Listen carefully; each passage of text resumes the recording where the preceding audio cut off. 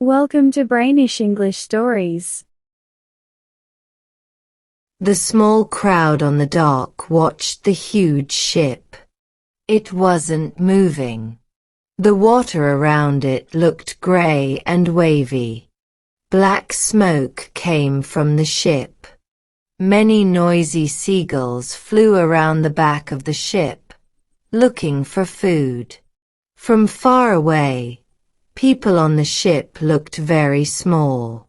They walked up and down like little ants. Sometimes, the crowd could see something white move, maybe a cook or a worker. Then something small and black moved quickly up to the ship's control room. A strong-looking man stood in front of the crowd. He was about 50 years old. He wore nice warm clothes, a grey coat, grey scarf, thick gloves, and a dark hat. He walked back and forth, playing with his folded umbrella. He seemed to be the leader of the group. Suddenly, he felt stupid. Why didn't we bring binoculars? He thought. We could see better with them. Maybe we could even send signals to the ship. He looked at all the people waiting with him. He thought they were good people. He believed they understood why he was so excited.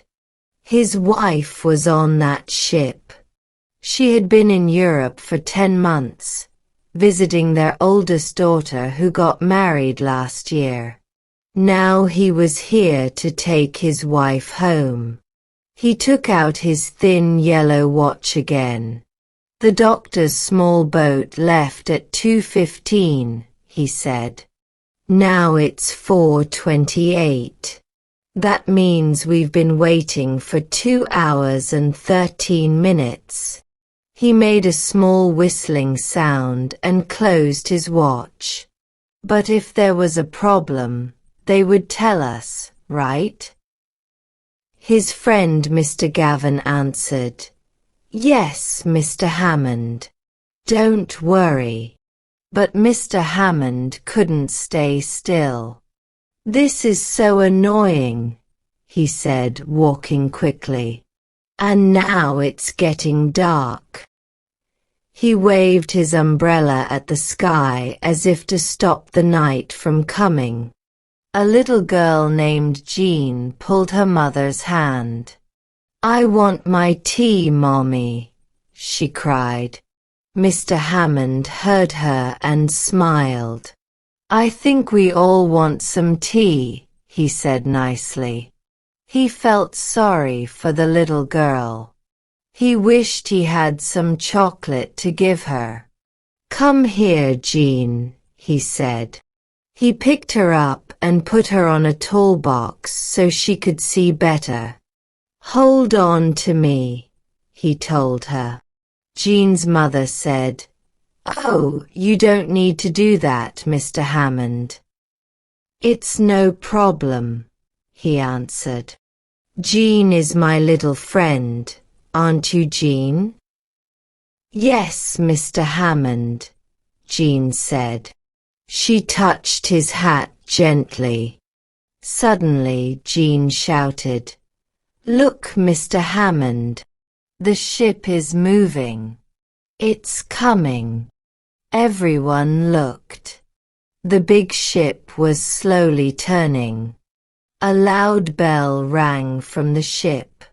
Steam came out with a loud noise. The seagulls flew away. Mr. Hammond's heart beat fast.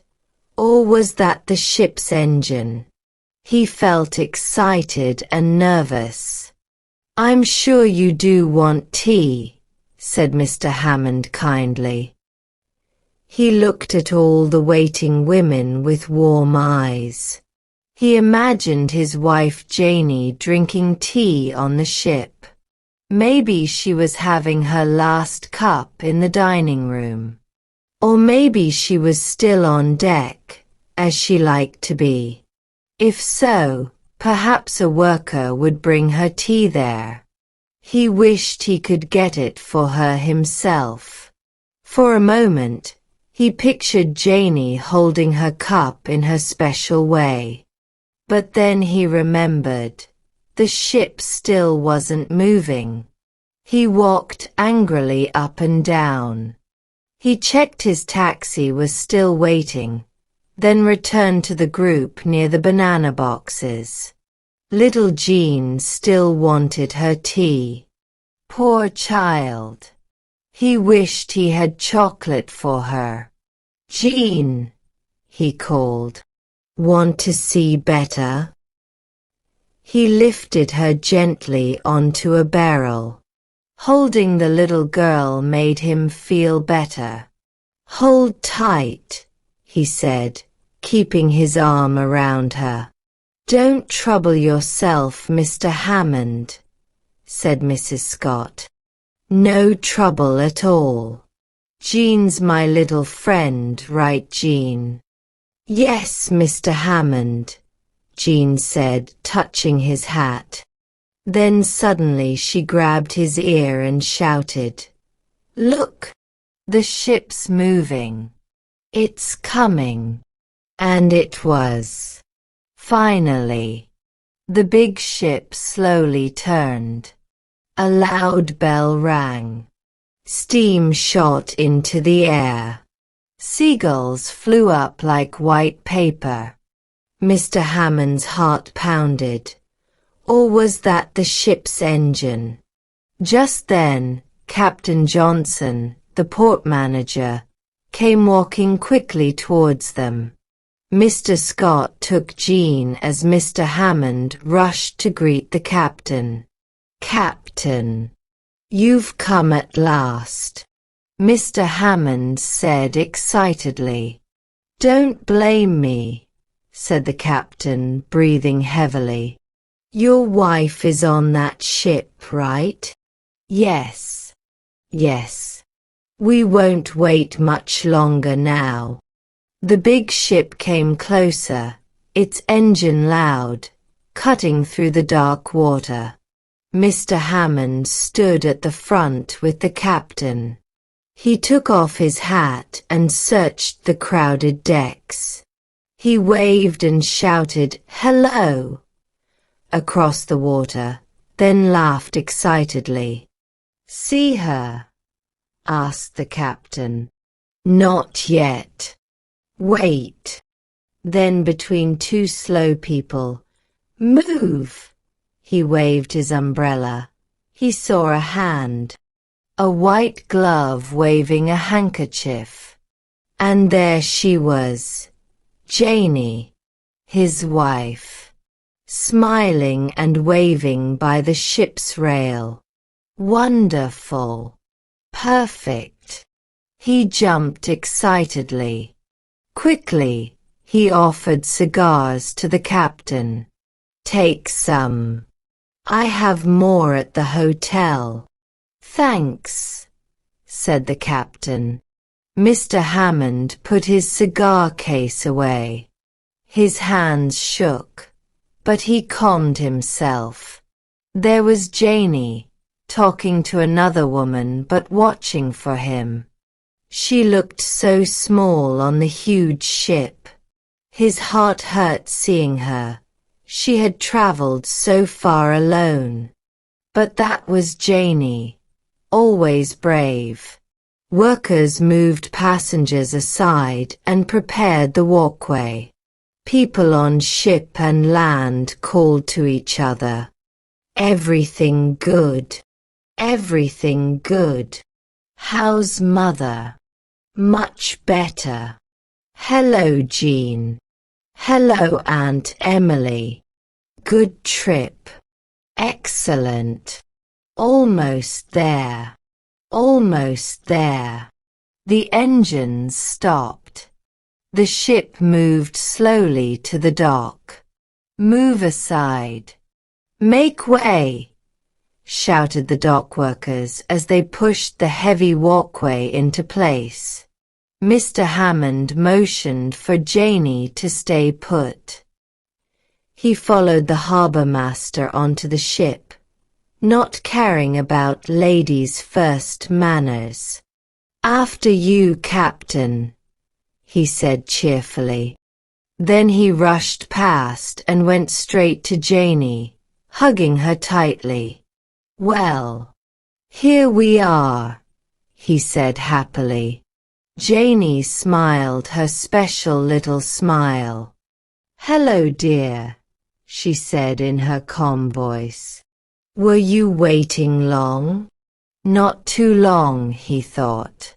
What mattered was his taxi waited at the dock. Was her luggage ready? They could take her small bags now and get the rest tomorrow. She looked exactly the same, just like his Janey. She touched his arm gently. "How are the children?" she asked. The children. He'd almost forgotten. "They're fine. Very healthy.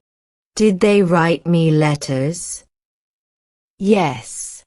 I left them at the hotel for you." "We can't leave yet," Janey said. "I must say goodbye to people. And the captain." Seeing his disappointment, she squeezed his arm. "Please thank the captain for taking good care of me." As he waited, many passengers came to say goodbye to Janey. "Goodbye, Mrs. Hammond. Visit me in Sydney. Don't forget to write. We'll miss you on the ship." Clearly, Janey was everyone's favorite. She remained calm and kind as always. Mr. Hammond noticed she wore a black dress with white lace. Pretty, but he'd love her in anything. Finally, they went to her room. Following her down the hallway felt strange but happy. The green curtains and small cabin made his heart full. A worker was packing Janey's rugs. "All done, Mrs. Hammond," she said. After introductions, Janey and the worker stepped out to talk privately, probably about payment. Mr. Hammond sat on the sofa, looking at Janey's perfect luggage with her neat handwriting. "Mrs. John Hammond." He sighed happily. The worry was over. They were together again. But then Janey popped her head in. "Dear, I need to say goodbye to the doctor." "Just 1 minute." "I'll come," he said. "No, please wait here," she said, and quickly left before he could argue. Would she really not be long? What was the time now? Out came the watch. He stared at nothing. That was rather queer of Janey, wasn't it? Why couldn't she have told the stewardess to say goodbye for her? Why did she have to go chasing after the ship's doctor? She could have sent a note from the hotel even if the affair had been urgent. Urgent. Did it? Could it mean that she had been ill on the voyage? She was keeping something from him? That was it. He seized his hat. He was going off to find that fellow and to wring the truth out of him at all costs. He thought he'd noticed just something. She was just a touch too calm, too steady. From the very first moment. The curtains rang. Janey was back. He jumped to his feet. "Janey, have you been ill on this voyage?" "You have." "Ill?" Her airy little voice mocked him. She stepped over the rugs and came up close, touched his breast, and looked up at him. "Darling," she said, "don't frighten me. Of course I haven't. Whatever makes you think I have? Do I look ill? But Hammond didn't see her. He only felt that she was looking at him and that there was no need to worry about anything. She was here to look after things. It was all right. Everything was. The gentle pressure of her hand was so calming that he put his over hers to hold it there. And she said, "Stand still. I want to look at you. I haven't seen you yet. You've had your beard beautifully trimmed, and you look younger, I think, and decidedly thinner.